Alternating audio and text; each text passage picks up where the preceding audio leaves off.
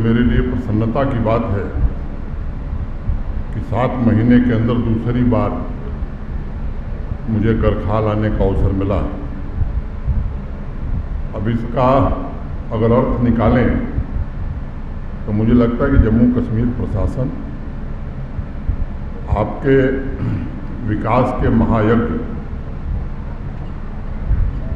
को अपने संकल्पों से जोड़ चुका है। और अभी जब डीसी जम्मू साहिबा ने आपके समक्ष एक प्रेजेंटेशन किया तो उसकी झलक भी दिखाई पड़ रही थी। और इसलिए मैं कहूँगा कि इतिहास के ग्रंथों को सपने नहीं आते, सपनों के लिए लाजमी है झेलने वाले दिलों का होना। तो 12 करोड़ कुछ लाख की योजनाओं का विवरण अभी अवनी लवासा जी ने आपको दिया। आगे भी और योजनाएं होनी है। मैं पिछली बार 2 नवंबर को आया था, बैक टू विलेज का कार्यक्रम चल रहा था और मुझे खुद इतना विश्वास नहीं था कि करखाल की जो असली सामर्थ्य है, उसकी असली जो ताकत है, उसको इतनी ऊंचाई यहाँ के चुने हुए जनप्रतिनिधि और ख़ास तौर से डीसी जम्मू और उनकी पूरी टीम ने जो प्रयास किया है वो निश्चित रूप से काबिले तारीफ़ है। और मैं मानता हूँ कि सीमावर्ती गांव भारत के माथे पर चमकते हुए मुकुट है। और हमारे देश के सम्माननीय प्रधानमंत्री जी हर बार एक बात कहते हैं और बल देते हैं, और उनकी कोशिश है कि सीमावर्ती गांव में नया सूर्योदय हो। और मैं समझता हूं कि जम्मू कश्मीर प्रशासन माननीय प्रधानमंत्री जी के स्वप्न को साकार करने की कोशिश कर रहा है। नई चेतना एक जागृत हो, नई ऊर्जा और नया उत्साह सीमावर्ती गांवों में भी आवे, ये बड़ा आवश्यक है। और व्यक्तिगत रूप से मेरा अनुभव है, मैं अनेक गाँव में जाता हूँ, लोगों के बीच जाकर संवाद करता हूँ और हर बार एक बात महसूस करता हूँ कि अगर ग्रामीण क्षेत्रों में भी सुविधाएं बढ़ाई जाएं तो निश्चित रूप से गांव के लोग भी चैन से, सुख से, संपन्नता के साथ जी सकते हैं। अब स्मार्ट सिटी के बहुत प्रोजेक्ट चल रहे हैं जम्मू और श्रीनगर में। मुझे लगता है कि मॉडल विलेज का कॉन्सेप्ट क्या होना चाहिए। प्रशासन केवल कुछ काम कर दे, तटबंध बना दे, सड़क बना दे, पीएचसी अपग्रेड हो जाए, स्कूल में कमरे बन जाए, मोबाइल टावर लग जाए, बिजली के ट्रांसफार्मरों की क्षमता बढ़ा दी जाए, ये मैं मानता नहीं हूँ कि ये आदर्श गांव या मॉडल विलेज हो सकता है। अगर हम बिजली लेते हैं तो सरकार बिजली दे, इसके लिए पैसा देते हैं कि नहीं देते हैं? क्योंकि बिजली पिछले 4 वर्षों में 23,000 करोड़ रुपया जम्मू कश्मीर प्रशासन ने भारत सरकार से कर्जा लिया बिजली देने के लिए। अब उस कंज्यूमर का जो ईमानदारी से बिजली का भुगतान करता है, उसका क्या दोष है कि उसे बिजली न मिले? ये किसी का नैतिक हक नहीं है कि हम नहीं देंगे और ईमानदार आदमी, ईमानदार उपभोक्ता जो अपना भुगतान समय से करता है वो भी तकलीफ झेले। और 24 घंटे बिजली देना ये कोई बड़ी समस्या नहीं, कोई बड़ी समस्या नहीं, अगर यहाँ के लोग तय कर लें। और दूसरी बात मैं कहना चाहता हूँ, देश में सबसे सस्ती बिजली जम्मू कश्मीर में है, सबसे सस्ती। और मैं बहुत जोर दे करके कह रहा हूँ, आप देश के किसी हिस्से में पता कर लीजिए। ये बात मैं समझता हूँ कि कोई गरीब आदमी ये नहीं दे सकता है, उसके लिए सरकार या प्रशासन व्यवस्था कर सकता है। लेकिन जो लोग संपन्न हैं, सक्षम हैं, वो भी मुफ्त में बिजली चलावें, ऐसी व्यवस्था चल नहीं सकती है लंबे समय। तो मुझे लगता है कि अब इस दिशा में भी सोचने की ज़रूरत है। सरकार को अगर रेवेन्यू आता है तो वो लेकर के सरकार तो जाएगी नहीं, उस रेवेन्यू का उपयोग आपके विकास में ही, आपके संसाधनों को विकसित करने में ही सरकार खर्च करती है। और मुझे खुशी इस बात की है कि यहाँ के जनप्रतिनिधि जो हैं वो भी काफ़ी सक्रियता के साथ प्रशासन के साथ मिलकर के काम कर रहे हैं। मैं उस विवरण में नहीं जाना चाहता हूँ, वो सब आप लोग देख चुके हैं। लेकिन गांव का समग्र विकास हो और ये जो 14 महत्वपूर्ण काम 6 महीने में पूरे हो जाएं, मैं समझता हूं कि ये बड़ी बात है। और कभी कभी मैं कहता हूं कि अब रफ्तार जम्मू कश्मीर प्रशासन में प्रोजेक्ट कंप्लीशन की 10 गुना से ज़्यादा बढ़ गई। मैं आपको एक छोटी घटना बताता हूँ। 18-19 में 19-20 में करीब 67,000 करोड़ रुपए यूटी कैपेक्स में खर्च हुए और प्रोजेक्ट पूरे हुए थे 9,229। अगले साल उससे 4,000 करोड़ कम खर्च हुआ और प्रोजेक्ट पूरे हुए 22,000 से ज़्यादा। और पिछला जो फाइनेंशियल ईयर समाप्त हुआ 22-23, आप जानते हैं कितने प्रोजेक्ट पूरे हुए हैं? 92,554। तो जहाँ 9,000 पूरे होते थे, रफ्तार 10 गुनी बढ़ गई। सड़क बनाने की स्पीड हो, मैकडमाइजेशन की स्पीड हो, जिस क्षेत्र में आप देखें, गरीब लोगों के पास यहाँ आवास की कमी है, इस तथ्य को हम सब जानते हैं। और अब कोशिश हम सब कर रहे हैं। माननीय प्रधानमंत्री जी का जो सपना है कि हर गरीब व्यक्ति के पास अपना घर होना चाहिए, अभी भारत सरकार ने 1,99,500 घर प्रधानमंत्री आवास योजना के अंतर्गत जम्मू कश्मीर को दिए हैं और उसमें 19,000 से ज़्यादा केवल जम्मू जिले को मिला। तो मुझे लगता है कि जो पात्र व्यक्ति हैं, जिनको वास्तव में ज़रूरत है, मुझे नहीं लगता कि अब कोई छूटेगा। एक कठिनाई है उन लोगों की जिनके पास ज़मीन नहीं। यहाँ के जो भूमि कानून हैं, लैंड लॉज हैं, वो पता नहीं किन लोगों ने बनाए थे। किसी गरीब व्यक्ति को जिसके पास ज़मीन नहीं है, प्रधानमंत्री आवास योजना में घर नहीं मिल सकता था क्योंकि सरकार के पास ज़मीन देने का कोई प्राविधान नहीं था। अभी 2 दिन पहले जम्मू में एक बैठक हुई थी, डिविजनल कमिश्नर साहब भी थे, डीसी साहिबा भी थी, उसमें चीफ सेक्रेटरी भी थे। हम लोगों ने फैसला किया है और मैं उम्मीद करता हूं कि आजकल में वो नोटिफिकेशन जारी हो जाएगा कि ऐसे लोग जिनके पास ज़मीन नहीं है उनको सरकार ज़मीन देगी और प्रधानमंत्री आवास योजना भी देगी। मैं समझता हूं कि किसी भी प्रशासन का ये पहला दायित्व है कि जो समाज में सबसे गरीब आदमी, उस पर सरकारी संसाधनों का पहला हक होना चाहिए। और यही माननीय प्रधानमंत्री जी बार बार निर्देश देते हैं। मुझे खुशी है कि पंचायत के सरपंच साहिबान, पंच साहिबान, इन सब लोगों ने बैठ करके इस साल के लिए 32 डेवलपमेंट प्रोजेक्ट बनाए हैं। अनेक प्रोजेक्ट हैं, उसके डिटेल में जाने की ज़रूरत नहीं है। जो सबसे बड़ा काम हुआ, आज हर घर नल से जल, 55 लीटर जल हर परिवार को प्रति घंटे मिले, इसके लिए अभी कार्यक्रम का शुभारंभ करके हम लोग आए हैं। काम पूरा होगा तो अब पीने के पानी के, शुद्ध पीने के पानी की व्यवस्था आपके पास रहेगी। जो आधी आबादी हमारी बहनों की, अब परिवार में संपन्नता तभी आएगी जब वो लोग भी कुछ आर्थिक रूप से स्वावलंबन की ओर बढ़ेंगे। और मैं डीसी जम्मू को बधाई देना चाहता हूँ कि सेल्फ हेल्प ग्रुप के लिए एक ट्रेनिंग कार्यक्रम इन्होंने बनाया है, बहुत अच्छे ढंग से बनाया है। और मैं उम्मीद करता हूँ कि अधिक से अधिक बहनें इसमें ट्रेनिंग लेंगी, उनकी कैपेसिटी में ऑगमेंटेशन होगा और पुरुषों के बराबर उनका भी योगदान परिवार और यहाँ के विकास में होगा।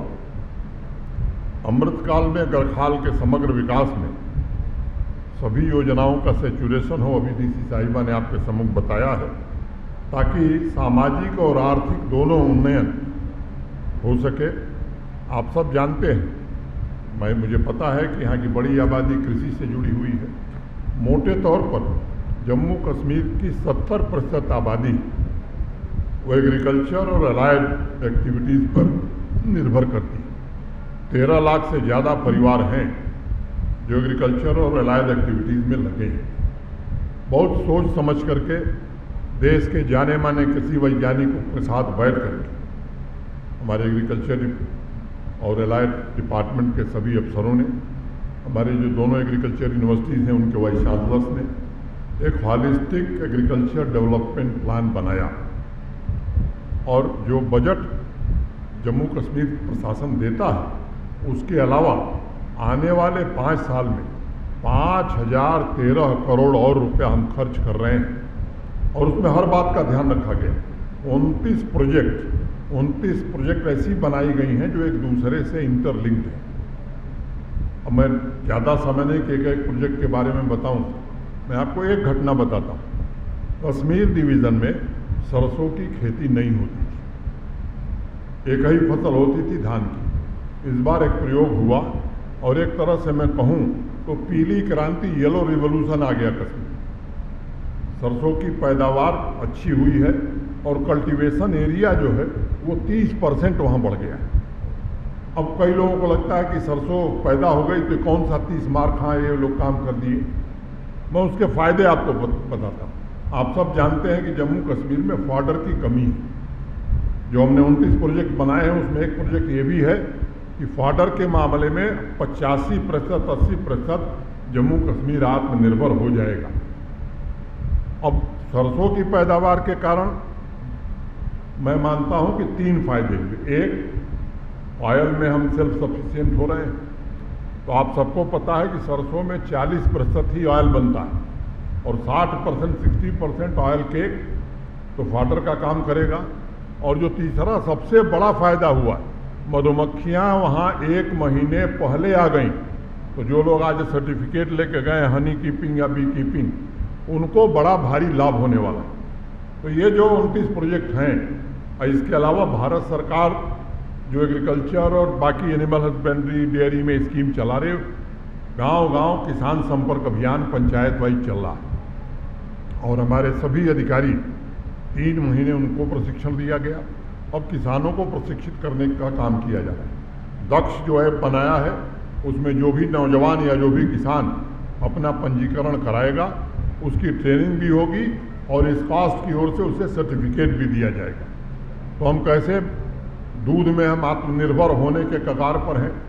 अब इस परियोजना के पूरा होने के बाद लगभग 9 लाख टन दूध हम अधिक उत्पादन कर पाएंगे। केवल उत्पादन पर हमारा जोर नहीं है, उसकी प्रोसेसिंग कैसे होगी, किसान को कीमत कैसे मिलेगी, एग्री इंटरप्रेन्योर कैसे बनेंगे, लोगों को रोजगार कैसे मिलेगा, इन सब बातों का ध्यान इन 29 प्रोजेक्ट में रखा गया है। तो मेरा निवेदन है खासतौर से चुने हुए प्रतिनिधियों से भी और सामान्य किसानों से भी कि जिस पंचायत में एक कार्यक्रम हो रहा है कृपा करके उसमें शामिल हुई, समझिए, अपना पंजीकरण कराइए। और मैं मानता हूँ कि अगर 70% लोगों की ज़िंदगी में बड़ा बदलाव आया तो पूरे जम्मू कश्मीर में एक बड़ा बदलाव आ सकता है। अभी जो हमारा जीडीपी में कंट्रीब्यूशन है एग्रीकल्चर और एलाइड सेक्टर का, रिपोर्ट में ये बात बड़ी कंजर्वेटिव अप्रोच इन लोगों ने रखा है। मैं पूरी तरह से आश्वस्त हूँ कि 5 साल के बाद आज किसानों की आमदनी के मामले में एवरेज आमदनी 9,000 रुपये है। जम्मू कश्मीर के किसान की आमदनी 18,000 पहुँच गई। मैं आपको एकदम बड़ी जिम्मेदारी से बात कहना चाहता हूँ, 5 साल बाद किसान की एवरेज इनकम 55,000 से ज़्यादा होने वाली, उससे कम नहीं रहने वाली है। उस दिशा में हम सब काम कर रहे हैं। ये भी हमें मालूम है, एक समस्या ये है कि 2,62,000 परिवार ऐसे हैं जिन्हें हम स्मॉल या मार्जिनल फार्मर कह सकते हैं। अब उनका भी हमने पूरी तरह से ध्यान रखा है और इस तथ्य को एक चुनौती की तरह हम सब लोगों ने स्वीकार किया है कि छोटे और सीमांत किसान उनकी भी विकास की नई सीमा रेखाएं तय हों, ऐसी व्यवस्था समग्र कृषि विकास योजना द्वारा निर्मित की जा रही है। सीप यूनिट हो, गोट यूनिट हो, उसमें स्कॉलरशिप भी हमने रखी है। जो हमारे विकास के विद्यार्थी हैं, खासतौर से पीजी और रिसर्च स्कॉलर, उनको भी हम छात्रवृत्ति दे रहे हैं कि जाइए फील्ड में काम करिए, किसान के साथ काम करिए। तो इस तरह की व्यवस्थाएं की गई हैं और कुल कोशिश ये है कि वास्तव में जम्मू कश्मीर विकसित राज्य की श्रेणी में आ सके। आप सब जानते हैं कि आज दुनिया की 5वीं बड़ी अर्थव्यवस्था हम बन गए और किसको छोड़कर, किसको पीछे छोड़कर हम 5वीं बने हैं? उस देश को जिसने कई 100 साल तक हमारे ऊपर शासन किया, उसी इंग्लैंड को पीछे छोड़कर हम आज दुनिया की 5वीं बड़ी अर्थव्यवस्था बन गए। अब माननीय प्रधानमंत्री जी चाहते हैं कि दुनिया की 3री बड़ी अर्थव्यवस्था हम बने, तो उसमें सभी राज्यों को, सभी क्षेत्रों को अपना योगदान निभाना है और जम्मू कश्मीर भी उसके लिए तैयार हो। मैं समझता हूँ ये समय की आवश्यकता है। कुल 618 घर हैं। अब अगर योजनाओं की मैं बात करूं अपने प्रशासन के साथियों से, तो अगर एक दिन में 10 घर का सैचुरेशन हम रखते हैं तो मुझे लगता है कि 2 महीने में हो जाएगा। क्यों डीसी साहिबा, अगर एक दिन में 10 घर हम सैचुरेट करते हैं तो 618 घर हैं, एक दिन का अंतराल मान लें तो मुझे लगता है कि 2 महीने, 1 महीना छुट्टी वाला रख लेते हैं कि 2 दिन काम किया, 1 दिन छुट्टी, तो 3 महीने में हो जाएगा। तो जो प्रशासन के हमारे सहयोगी हैं उनसे मेरा निवेदन होगा कि आपके अपने अपने विभाग की जो योजनाएं हैं उन्हें जल्दी से जल्दी हम पूरी तरह से सैचुरेट करें। महिलाएं अधिक से अधिक सेल्फ हेल्प ग्रुप से जुड़ें, लाइवलीहुड मिशन से जुड़ें। इस विभाग के जो भी लोग यहाँ हैं उनसे मेरी विनम्र प्रार्थना है, इसको एक मिशन मोड में इस काम को लीजिए। और वैसे ही जो यहाँ के नौजवान हैं, एक यहाँ आदत पड़ी हुई है कि सरकारी नौकरी ही चाहिए, मुझे लगता है उससे बाहर निकलने की ज़रूरत है। सरकारी नौकरी की एक सीमा होगी और पहले से यहाँ लगभग 5 लाख लोग सरकारी नौकरी में हैं। जो सरकार में रिक्तियाँ उनकी भर्ती की जा रही है, प्राथमिकता के आधार पर उन्हें भरा जाएगा। लेकिन मुझे लगता है कि अब हमको रोजगार देने वाला बनना चाहिए। ये पढ़े लिखे नौजवान जो मेरे सामने, उनसे मैं निवेदन करना चाहता हूँ। तकनीक वहाँ पहुँच गई है कि आज की तकनीक कल पुरानी हो जा रही है। इस चुनौती को स्वीकार करने की ज़रूरत है और पैसे की कोई कमी नहीं। मैं नौजवानों से आग्रह करूँगा कि आप अपना कुछ करिए, नया करिए और उसके लिए 10 लाख रुपए तक प्रधानमंत्री मुद्रा योजना में कोई कोलैटरल देने की ज़रूरत नहीं। अगर गांव में आप 10 लाख 9 लाख रुपए से काम शुरू करेंगे तो मुझे लगता है केवल अपने और अपने परिवार का नहीं बल्कि 1-2 लोगों को और भी आप एम्प्लॉयमेंट दे सकेंगे। उस दिशा में भी नौजवानों से मेरा आग्रह होगा कि इसे सोचने की ज़रूरत है। छोटी छोटी इकाई से ही विशाल संगठन खड़ा होता है और मैं मानता हूं कि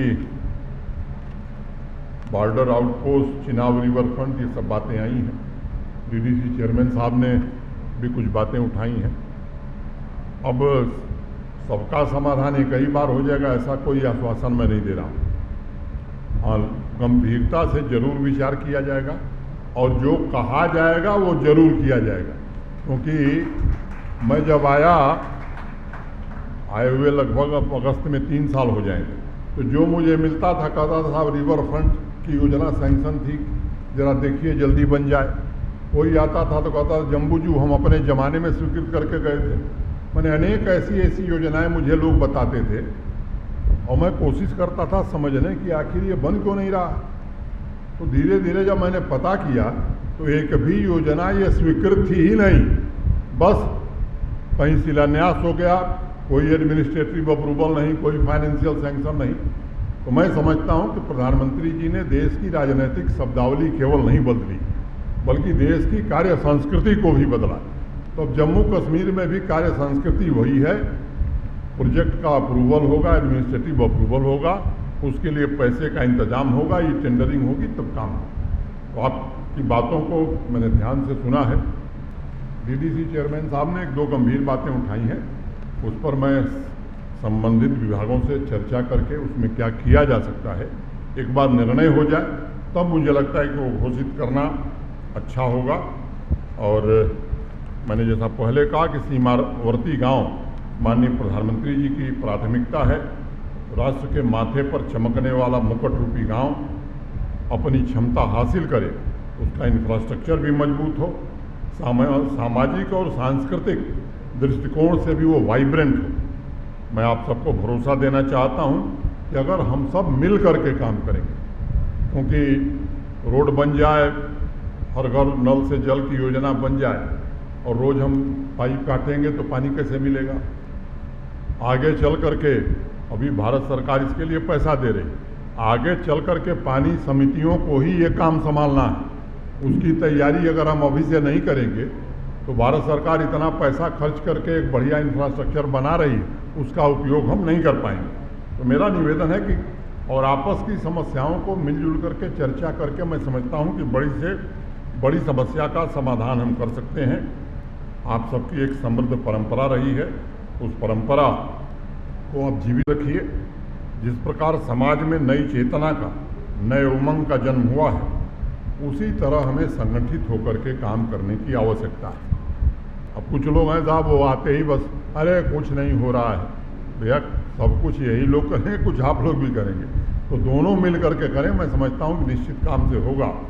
मेल के बिना कोई खेल नहीं, और किसी की उन्नति, किसी की तरक्की, किसी का उत्थान नहीं। हौसले बुलंद हों, नए संकल्प और आपसी मेल हो, तो कोई बड़ा से बड़ा लक्ष्य भी संभव नहीं होता है। आज समाज का हर एक वर्ग इस बात को स्वीकार कर रहा है कि रफ्तार अब बढ़ी है, लेकिन मैं उस बात को दोहराना नहीं चाहता हूँ। जम्मू कश्मीर की समृद्धि और शांति, ये जम्मू कश्मीर प्रशासन का संकल्प है। यही आदरणीय प्रधानमंत्री जी की ख्वाहिश है, या मैं कहूँ कि निर्देश है। अब कई फ्रंटों पर, कई मोर्चों पर हम सब काम कर रहे हैं। इंडस्ट्री आवे, एग्रीकल्चर और एलाइड सेक्टर मजबूत हो, टूरिज़्म बढ़े। अब कई लोगों को शिकायत है कि साहब हमारे यहाँ हर गांव में तो टूरिज़्म होगा नहीं, लेकिन जम्मू रीजन में भी टूरिज़्म बढ़े, जम्मू ज़िले में भी बढ़े, फिर उसके बाद तब आपकी पंचायत का नंबर आता है। अब इंफ्रास्ट्रक्चर आप देख रहे हैं कि तमाम हाईवेज बन रहे हैं। अब पर्यटक को भी जाने में सुविधा होगी, तभी पर्यटक जाएगा। देखते देखते सुचेतगढ़ में आप सब गए हैं कुछ लोग, वहाँ कार्यक्रम शुरू हो गया। अब जब मैं सोचता हूँ पिछले 35 साल में जो भी सरकार बनी, सबने कहा शपथ लेते ही मुख्यमंत्री पद की, 1 महीने में सुचेतगढ़ पर रिट्रीट सेरेमनी शुरू करा दूंगा। आप पता कर लीजिए, मैं अधिकृत रूप से और बहुत जोर दे के कह रहा हूँ, प्रेस के लोग हों तो नोट कर लें। अनेक राजनीतिक पार्टियों ने, पॉलिटिकल पार्टीज ने अपने घोषणा पत्र में लिखा कि अगर जनता ने हमको चुना तो हम शुरू करा देंगे। इस तरह के काम मैं समझता हूं कि मोदी जी के नेतृत्व में नहीं होने वाला। वो भी शुरू हो गया, जम्मू जू भी शुरू हो गया। इस जून तक मैंने कह दिया है कि भाई टिकट नहीं लगेगा, लेकिन जून के बाद तो लगेगा। कुछ जानवर नहीं आए हैं गर्मी के कारण, बरसात में वो जानवर भी आ जाएंगे। कोशिश की जा रही है कि उत्तर भारत का सबसे अच्छा जू जम्बू जू बने। अब शाम को light and sound and light का प्रोग्राम भी हो रहा है, आप जाकर के जम्मू का इतिहास देख सकते हैं। इस तरह के अनेक काम हो रहे हैं। और यही नहीं, आध्यात्मिक और सांस्कृतिक पुनरुत्थान भी जैसे भारत में हो रहा, वैसे जम्मू कश्मीर में भी हो रहा है। अभी पूज्य शंकराचार्य जी महाराज श्रृंगेरी के, आप सबने अखबारों में पढ़ा होगा, माता शारदा के मंदिर की प्राण प्रतिष्ठा उन्होंने आकर के तीतलवाल में की। कल जम्मू शहर में 51 करोड़ की लागत से बाबा अमरनाथ के यात्रियों की सुविधा के लिए एक भवन बनाया जा रहा है ताकि वो ठीक से रह सकें। और आने वाली कल, आज से 1.5 साल 2 साल पहले हम लोगों ने तिरुपति देवस्थानम को ज़मीन दी थी, तो तिरुपति बालाजी का भव्य मंदिर बन करके तैयार है। कल माननीय गृह मंत्री जी उसका उद्घाटन करने वाले, हम लोग भी रहने वाले। तो ये कोई मंदिरों का सवाल नहीं है। मंदिर हो, जियारत हो, गुरुद्वारा हो, चर्च हो, जिस भी संप्रदाय या जिस भी धर्म के इस तरह की चीज़ें हैं, उनको बढ़ावा देना ये हम सबका सामूहिक दायित्व है। और आपसी भाईचारा निरंतर बना रहे, इसकी भी हम सब कोशिश कर रहे हैं। मैं फिर से आप सबके प्रति हृदय से आभार व्यक्त करता हूं, जिला प्रशासन के सभी अपने साथियों का, जिन्होंने बड़ी शिद्दत से, मेहनत से, समय सीमा का ध्यान रखते हुए तेज गति से काम किया है। उससे भी हम पूरा करते हैं, उसे भी अब उन्हें भी आभार व्यक्त करते हैं। और जो 2 बात हमने कही है, मैं जानकारी लेता रहता हूँ, तो ऐसा नहीं कि मेरे पास तस्वीर यहीं से आएगी कि सफाई कितनी है और नशा कौन कर रहा है। तो मेरा निवेदन है आपसे, ये कोई आपके बच्चे हैं, मैंने हम तो बाहर से आए हैं, आज हैं कल नहीं रहेंगे, लेकिन ये आपके बच्चे हैं। मेरा निवेदन है कि हम सब इन बातों पर विशेष रूप से ध्यान दें, और इसी तरह से तब विकास हो सकता है। केवल आर्थिक विकास से, केवल इंफ्रास्ट्रक्चर के विकास से मॉडल विलेज नहीं बन सकता है, संस्कारों से भी विकास होता है। और मैं समझता हूँ इस पर अगर हम सब मिल करके बल देंगे तो निश्चित रूप से जो बातें आप लोगों ने और उठाई हैं चेयरमैन साहब, उसे भी आने वाले समय में हम सब जरूर पूरा करेंगे। बहुत बहुत धन्यवाद। नमस्कार। जय हिंद।